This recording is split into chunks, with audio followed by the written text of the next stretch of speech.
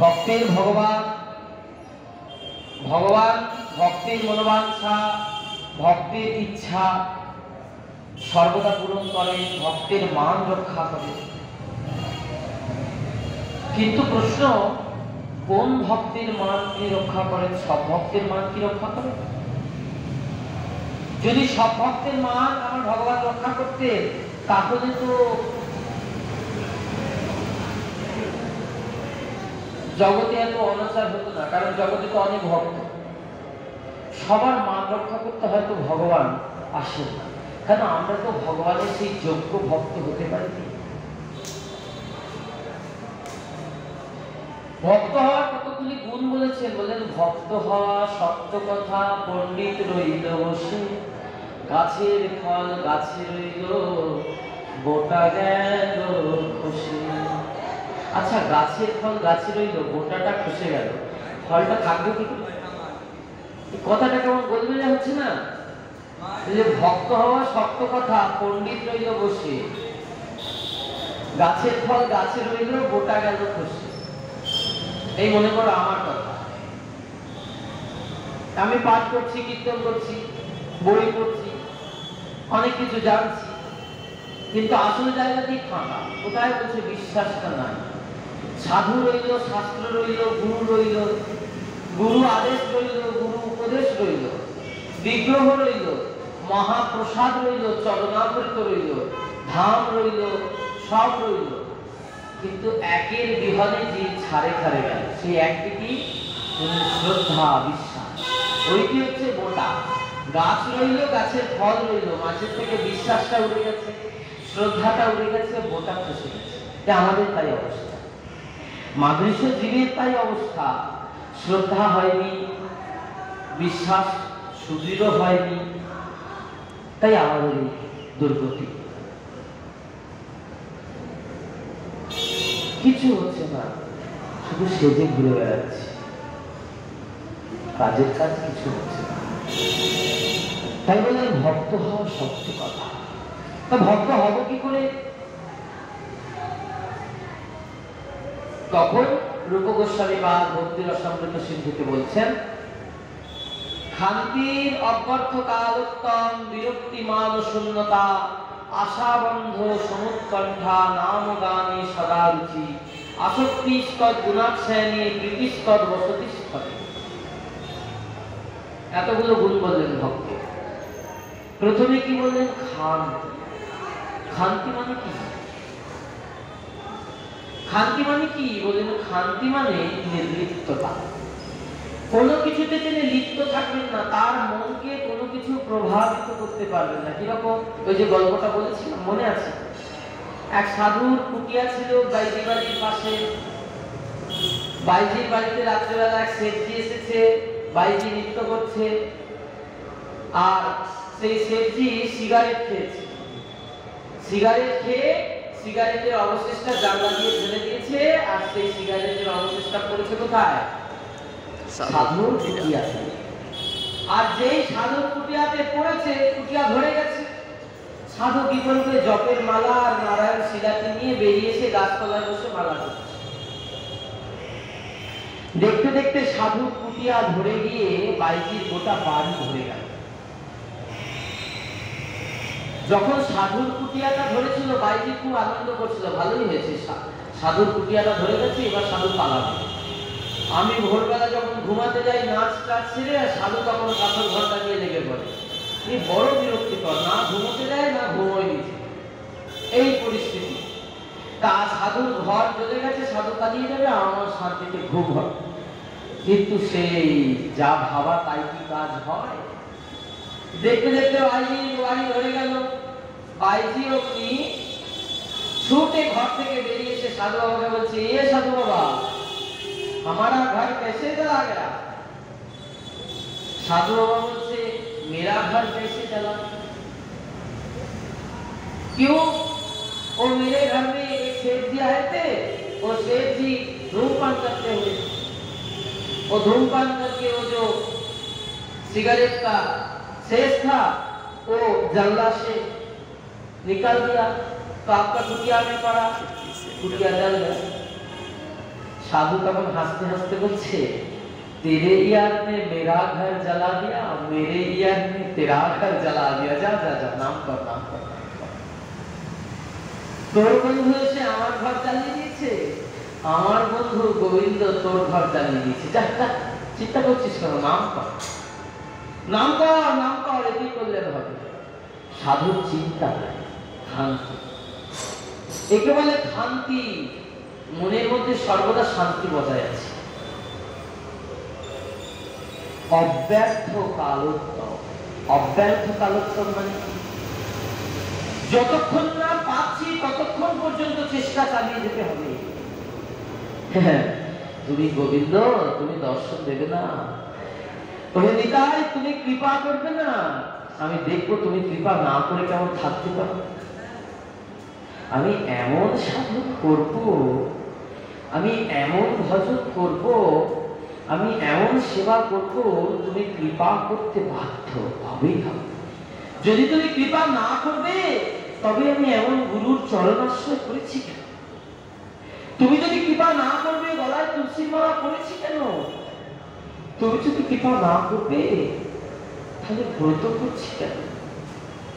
তুমি যদি কৃপা না করবে তোমার নাম সবসময় মুখে নিয়ে ঘুরছি কেন? কৃপা তোমাকে করতেই হবে। তুমি আমার হাত ছেড়ে দিয়ে চলে যেতে পারো।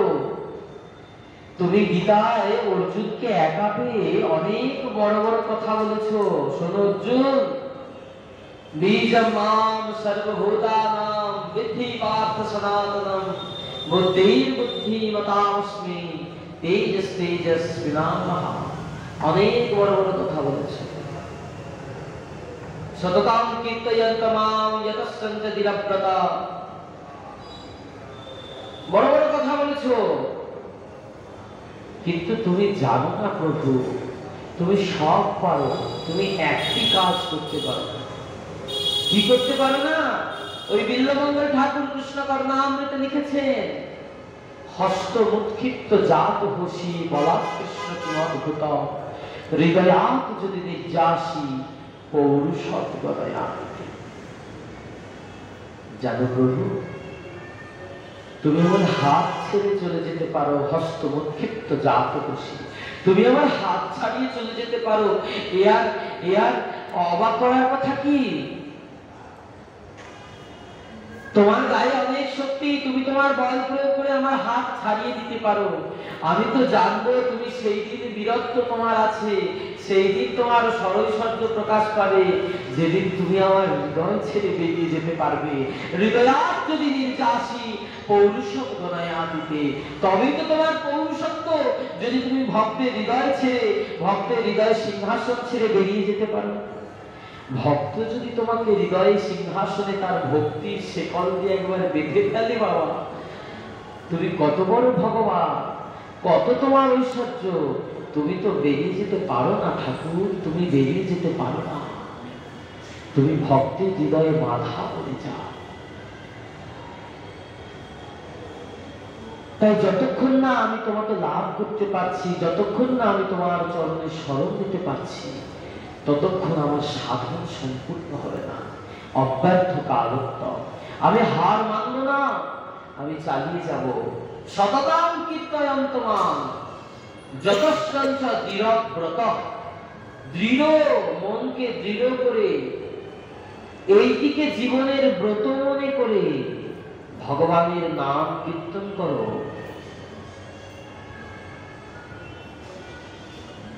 তবেই তো হবে, তবেই তো হবে, তবেই তো তার কৃপা আসবে। তিনি কি দেখে কৃপা করবে? কৃপা তোমাকে করতেই হবে। তোমার পথে যখন আমি নেমেছি, তোমার কৃপা আমায় করতেই হবে। না কৃপা করে যাবে কোথায়? উপায় নাই ঠাকুর, উপায় নাই। অব্যর্থ কালত্ব, চেষ্টা চালিয়ে যাও। হরিষে লাগিল হরে ভাই, বনত বনত বনি যায়। বিরক্তি, কিসে বিরক্তি? বলেন সংসার থেকে বিরক্তি।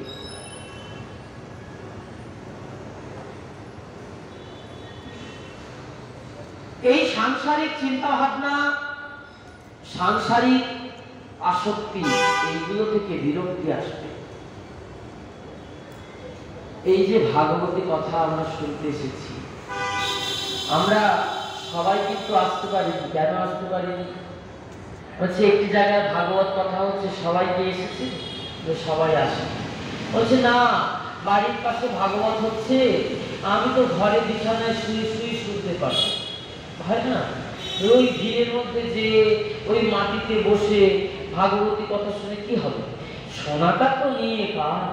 বলে না, শোনা নিয়ে কাজ নয়, কাজ হচ্ছে সাধুর সঙ্গে হরিকথা। যেখানে হরিকথা হচ্ছে সেখানে দেখো সাধু এসে বসেছে, বৈষ্ণব এসে বসেছে, ভক্ত এসে বসেছে। ওই ভক্তের গায়ের হাওয়া, ভক্তের স্পর্শ তোমার অঙ্গে লাগলে তবেই ভক্তি হবে। তুমি বিছানায় শুয়ে শুয়ে ওই ভক্তির কথা শুনলে ভক্তি হয় না। তাহলে গুরুদেব দীক্ষা দিয়ে বলে দিত চলে যাও বাড়িতে গিয়ে এবার ভজন করো, তোমার সাধন ভজন সব তৈরি হয়ে যাবে। গুরুদেব দীক্ষা দেওয়ার পরে বলছে বেটা যা সাধু সঙ্গ করবে, মহান জায়গা ঘুম, সাধু সঙ্গ করবে, সাধু সঙ্গ কর। কেন বলছে? বলছে সঙ্গ করতে করতে শিখতে পারবে।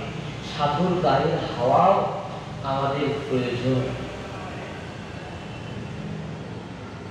এই বিরক্তিটা আসবে কি করে? বাবাজি মহারাজ বলছে ওগো ত্যাগীর সঙ্গ করতে করতে তো ত্যাগটা জন্মাবে। তুমি সারাক্ষণ বিষয়াসক্ত, বিষয়ীর সঙ্গ করছো, তাহলে তুমি বিষয় থেকে মুক্ত হবে কি করে? আর বিষয় থেকে মুক্ত হওয়ার একমাত্র পথই তো ত্যাগ। তাই ত্যাগীর সঙ্গ করো, ত্যাগীর চলন বলন দর্শন করো, ত্যাগীর চলন বলন লক্ষণ করো। ত্যাগীর চলন বলন দেখতে দেখতে সঙ্গ করতে করতেই তো তার প্রতি ত্যাগ জন্মাবে, এই সংসারের প্রতি ত্যাগ জন্মাবে। তাই বললেন বিরক্তি। যারা একটু গুরুচরণ আশ্রয় করে ভজন করছে, যাদের একটু ভজন শুরু করেছে, শুনেছি তাদের এরকম হয়, আমার তো হয়নি, কিন্তু শুনেছি যে তাদের এই আর ভিড় ভাড়টা পছন্দ হয় না। মনে হয় যেন একান্তে মালাটি নিয়ে চুপচাপ বসে একটু স্মরণ করে। যারা একটু গুরুচরণে আশ্রয় নিয়েছে, একটু একটু মনটা ভিজেছে, একটু মনটা ওই গুরু কৃপার রসে যাদের সিক্ত হয়েছে, তাদের মধ্যে এই ভাবটি অবতরিত হয়েছে যে আর কেন, এতদিন তো অনেক স্ত্রী পুত্র, অনেক পরিবার পরিজন হলো, কত স্ত্রী পুত্র জন্মে জন্মে চলে গেছে, কিন্তু কই তাদের তো দেখা নাই। আপনি তাদের কি মনে আছে তাদের কথা? এই জন্মে যাদের কথা ভেবে কাঁদছি, ওগো আমি না থাকলে কেমনে চলবো, আমি না রান্না করলে কেমনে খাইবো, আমি ছাড়া তো পোলা পান্ডে মানুষ কে করবা? বলে তুমি যদি এক্ষুনি মরে যাও, ওই ড্রয়িং রুমে ফটো হয়ে ঝুলবে, কেউ খবর রাখবে না। ওই বছরে যেই দিন মারা গেছিলে সেই দিন একটা ধূপকাঠি খোঁচা খাবে, একটা মালা পরিয়ে দেবে, সারা বছর ওই মালাটা গলায় ঝুলবে, শুকনো হয়ে তাতে মশা বসবে, মাছি বসবে, পোকা বসবে, নাকের ওপর দিয়ে টিকটিকি চলে যাবে, কিছু বলতে পারবে না। তোমারই পছন্দের রাজভোগ, তোমার নাতি পুতি ছেলে মেয়ে সব এসে তোমারই ফটক তলায় বসে খাবে, কেউ দেবে না, কেউ দেবে না। মানে কিসের জন্য? প্রহ্লাদজি মহারাজ বলেছিলেন পিতা, স্ত্রী পুত্র পরিজন কেহ নহে আপন আপন, ইহ নহে মুক্তিরও কারণ, কৃষ্ণ নাম অস্ত্র করো, কাটি ফেলো মায়া ঘোর, মুক্ত হবে ভববন্ধন। যাদেরকে তুমি আপন আপন মনে করো, এরা কেউ আপন নয়, সত্যি আপন নয়। এই করোনা এসে তো বুঝিয়ে দিয়েছে। আমার যদি করোনা হয়, সবচেয়ে আপন জন্য আর পাশে দাঁড়িয়ে থাকবে, আমারও করোনা হবে, ও তো মরে যাচ্ছে যাবে, আমি কেন মরবো?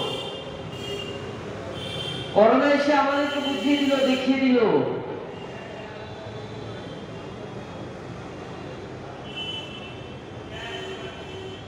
যে সত্যি আমাদের আপন জনেরাও আপন নয়, সত্যি নয় তো, এটি তাদের দোষ না, এটাই জগৎ। তাই যিনি ঠিক ঠিক বুঝেছেন তিনি কি করছেন? বলছে তিনি দেখো একদম ওই মালা নিয়ে, কপালে তিলক নিয়ে, মনের মধ্যে একাগ্র চিত্ত হয়ে গুরুচরণটা হিয়ায় ধরে অনুভবের রাজ্যে ডুবে গেছে, আর নিত্য নিত্য সেই রস পান করছে। কি অমৃত রস, কি তার আশা! কৃষ্ণ প্রেম আস্বাদন যেন তপ্ত ইক্ষু চর্ব, মুখ জলে তবু না যায় তেজ। সেই কৃষ্ণ প্রেম আস্বাদন। বিরক্তি, মান ও শূন্যতা, কোনো মান নেই। আগামীকালে আমরা গতকাল বলেছিলাম ভক্তের মান সম্মান ভগবান কেড়ে দেবেন না, কারণ ওগুলি হচ্ছে বড় বড় কাঠুরিয়া, ভক্তির বৃক্ষটা কেটে নিয়ে চলে যায়। তাই মান ও শূন্যতা, তাকে সম্মান দিলেও তিনি তাকে বিষ্ঠার সমান মনে করবেন, এইরকম হতে হবে। আমরা তো সবসময় ভাবি কখন গিয়ে ওই সভার মধ্যে নিয়ে গিয়ে আমাকে একটা আসন দেবে, গলায় মালা দেবে, একটা কপালে চন্দন দেবে, উত্তরীয় দেবে, দিয়ে তারপরে আমাকে বিরাট প্রশংসা করবে। এইগুলোর প্রয়োজন নেই। কেন? কারণ এইগুলো এই দেহটা চলে গেলে আর থাকবে, আর থাকবে। ওই নেতা মরে গেছে, ওই নেতাজি মারা গেছে, আর নেতা যা কীর্তি করে গেছিল আর তার কথা কেউ বলেই না। কোনদিন তার কোনো বৎসর, ওই যে বার্ষিকী হয়, যেদিন মারা গেছিল এলাকার এমএলএ, দেশের নেতা, ওই সেই দিন তার কথা একটু স্মরণ করে, তারপরে সারা বছর মনে করে। তাহলে কিসের মান, কিসের গৌরব? মহাপ্রভু রামানন্দ সংবাদে বলেছেন না, কীর্তি মধ্যে এই জগতে কোন কীর্তিগণী, কৃষ্ণ ভক্ত বলিয়া। এই খ্যাতির মধ্যে জীবের কোন বড় খ্যাতি, কৃষ্ণ ভক্ত বলিয়া জগতে যার হয় খ্যাতি। তাই কৃষ্ণ ভক্ত বলে জগতে যাকে চেনে তারই তো সব থেকে বড় খ্যাতি। এটাই তো বড় অহংকার। কৃষ্ণদাস অভিমানী যে আনন্দ সিন্ধু, কোটি ব্রহ্মানন্দ নহে কারো এক বিন্দু। আমার দাদুগুরু মহারাজ শ্রীপাদ 108 হৃদয়ানন্দ দাস মহারাজি তার গ্রন্থে বলছেন, এই যে কোটি ব্রহ্মানন্দ তার আগে নহে এক বিন্দু। ওই ব্রহ্মানন্দ, ব্রহ্ম অনুভূতি, তেজ দর্শন, জ্যোতি দর্শন, এইসব যোগমার্গের কথা, এইগুলির থেকেও কোটি কোটি সুখ কিসে? বলে আমি নিত্যানন্দ দাস, আমি নিতাইয়ের দাস। এই কথাটি গর্ব করে বলো, বুক চাপড়ে বলো। বুক চাপড়ে বললে হবে না। আমার 50 কোটি সম্পত্তি, 5 তলা বাড়ি, 50 কোটি টাকার মালিক, কিছু হবে না। দেহটা চলে গেলে এটাও চলে যাবে, এ তো নষ্ট। কিন্তু বুকে হাত দিয়ে বুক চাপড়ে যদি বলি আমি নিতাইয়ের দাস, অহংকার করি যে বলে মই নিত্যানন্দ দাস, অবশ্যই দেখিবে সে আমার স্বরূপ প্রকাশ। বলেনি মহাপ্রভু? যে বলে মই নিত্যানন্দ দাস, সে অবশ্যই দেখবে আমার স্বরূপ প্রকাশ। তো মহাপ্রভু নিত্যানন্দ প্রভু নিজের কথা।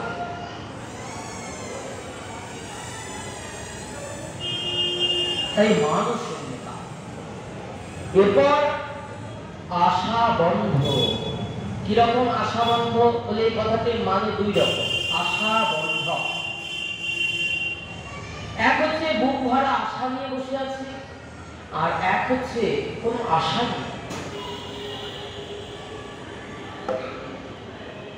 তাহলে ব্যাপারটা কিরকম দাঁড়ালো? এক বুক ভরা আশা, আবার আশাই নেই।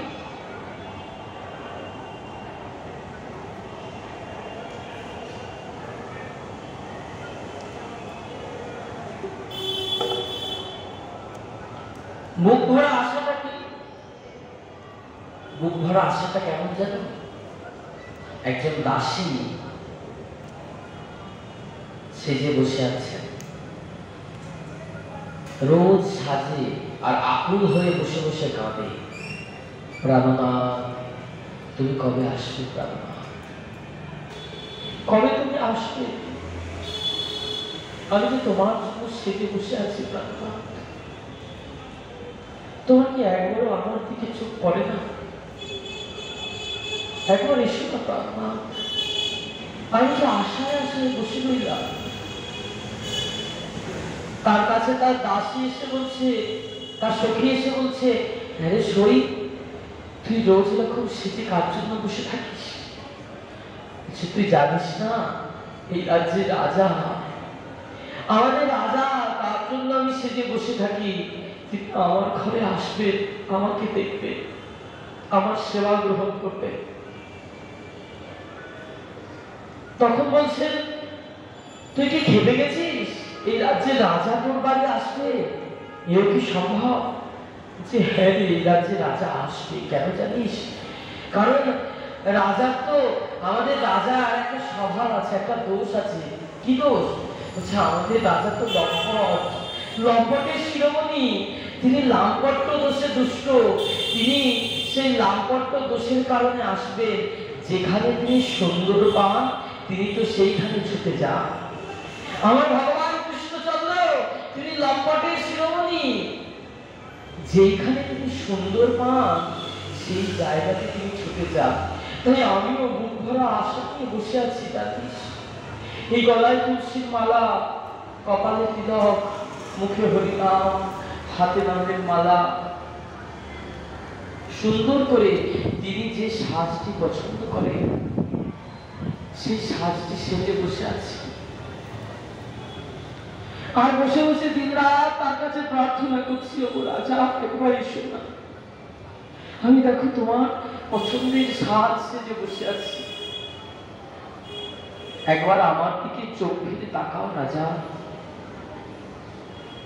আশা বন্ধ, বুক ভরা আশা নিয়ে বসে আছি। কবে আসবে প্রাণনাথ, কবে আসবে? হরি হরি, হেনদিন হইবে আমার,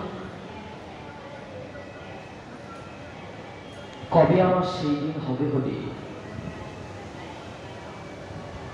হৃদয় বৃন্দাবনে রাধা কৃষ্ণ একাশনে সেবন করিব মনোরঞ্জন। কবে রাধা কৃষ্ণ একাশনে আমার এই হৃদয় বৃন্দাবনে আমি সেবা করব? এটি তো ভক্তের লালসা, এটি তো কৃষ্ণ ভক্তের অভিলাষ, এটি তো তার চাওয়া পাওয়া। ওই যে ঠাকুর মহাশয় সাবিষ্ট লালসায় বলেছেন না,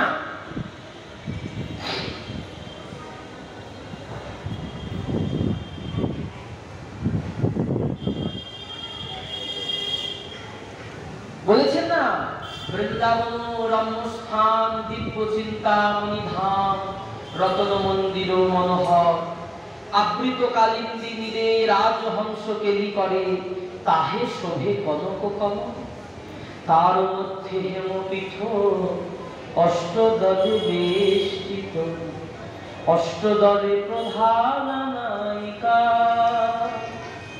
কিরকম? বলে আমরা যে বৃন্দাবন ধাম দর্শন করি, সেই বৃন্দাবন তো দিব্য বৃন্দাবন, প্রাকৃত জগতের বৃন্দাবন, কিন্তু অপ্রাকৃত বৃন্দাবন, যেটি আমাদের সিদ্ধ স্বরূপে, সিদ্ধ দশায়, সিদ্ধ দেহে আমরা কল্পনা করব, আমরা ভজনের বসে কল্পনা করব, সেই বৃন্দাবনটি কিরকম? রম্যস্থান, দিব্য চিন্তামণি। কি সুন্দর দিব্য রত্ন মন্দির, মনোহর, অতি মনোহর সুন্দর, আবৃত কালিন্দী নীরে, চারিদিকে কালিন্দীর জল, তাতে রাজহংস খেলা করছে, তাহে শোভে কনক কমল। আর সেই কালিন্দীর জলে একটা সোনার পদ্ম ফুল ফুটে আছে। চিন্তা করো কি সুন্দর বৃন্দাবন। নরোত্তম দাস ঠাকুর মহাশয় বর্ণনা করছেন, সেইটা কি সুন্দর। বলছেন তার মধ্যে হেমপীঠ অষ্টদলে বেষ্টিত।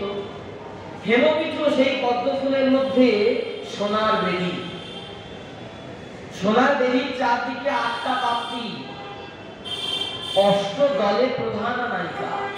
8টা দলে 8 জন সখী দাঁড়িয়ে আছেন, ললিতা, বিশাখা, চিত্রা, চম্পকলতা, ইন্দুরেখা, চন্দ্রবিদ্যা, সুদেবী, রঙ্গদেবী, 8 জন সখী। আর সেই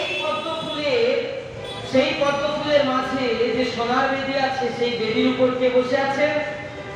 তার মধ্যে রত্নাসনে বসিয়া আছেন 2 জনে, শ্যাম সঙ্গে সুন্দরী রাধিকা। কে বসে আছেন? শ্যাম সঙ্গে সুন্দরী রাধিকা। আর রাধা শ্যাম সুন্দর বসে আছে। এই ছিল অপ্রান্ত বৃন্দাবন। এই বৃন্দাবনে আমার লালসা কি? সেই বৃন্দাবনে গিয়ে আমি সেবা করব। কিরকম সেবা করব মনে আছে? কদম্ব তরুরোদা নামিয়াছে ভূমে ভাব, ফুটিয়াছে ফুল সারি সারি। সেই কদম্ব তরুর ডাল ভূমিতে নেমে পড়েছে, আর ফুটিয়াছে ফুল সারি সারি, সুন্দর সারি সারি ফুল ফুটেছে। কুসুমিত বৃন্দাবনে, সেই কুসুমিত বৃন্দাবন কি অপূর্ব! নাচো তো শিখি গনে, কি করছে সেখানে? ময়ূররা নৃত্য করছে। পিককুল ভ্রমর ঝঙ্কারে, আর ভ্রমর গুনগুন করে রব করছে।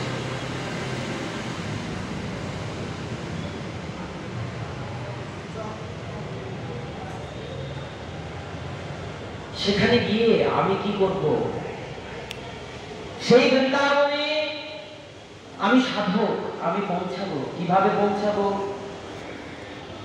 প্রিয় সহচরী সঙ্গে গাইয়া যাইব রঙ্গে, প্রিয় সহচরী সঙ্গে গাইয়া যাইব রঙ্গে, মনোহর নিকুঞ্জ কুটির। কি করে যাব? প্রিয় সহচরীর সঙ্গে, সেই প্রিয় সখী সঙ্গে রঙ্গ করতে করতে যাব, মনোহর নিকুঞ্জ কুটিরে প্রবেশ করবো। কেন নিকুঞ্জ কুটিরে যাব? কেন? কারণ সেখানেই তো আমার অভিলাষ, অভীষ্ট বস্তু, সেই রাধা শ্যাম সুন্দর অভীষ্ট জন তারা আছে। হরি হরি মনোরথ ফলিবে আমারে, আমার মনের আশা পূর্ণ হবে। হরি দুহুক মন্থর গতি, চৌদিকে হে রবয়তি। দুহুক মন্থর গতি, চৌদিকে হে রবয়তি। অঙ্গ ভরি পুলক অন্তরে, চৌদিকে সখীর মাঝে রাধিকার ইঙ্গিতে। চৌদিকে সখীর মাঝে রাধিকার ইঙ্গিতে, চিরুনি লইয়া করে করি। সেই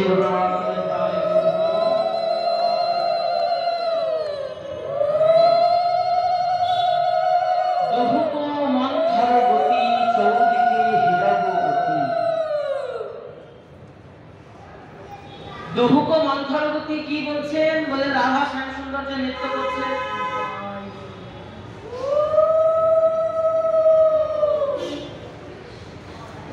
সেই রাধা শ্যাম সুন্দর আমার যুগল, সেই যুগল নৃত্য করছেন, তাদের মৃদু মৃদু মন্থর গতি, সেটি আমি দর্শন করছি। কিভাবে? বলছেন ধ্যানাসনে বসে সাধক যখন সাধনার গভীর সমুদ্রে নেমে গেছে, আগামীকাল বুঝতে বলছিলেন না, ভাব মহাভাব রতি প্রেম,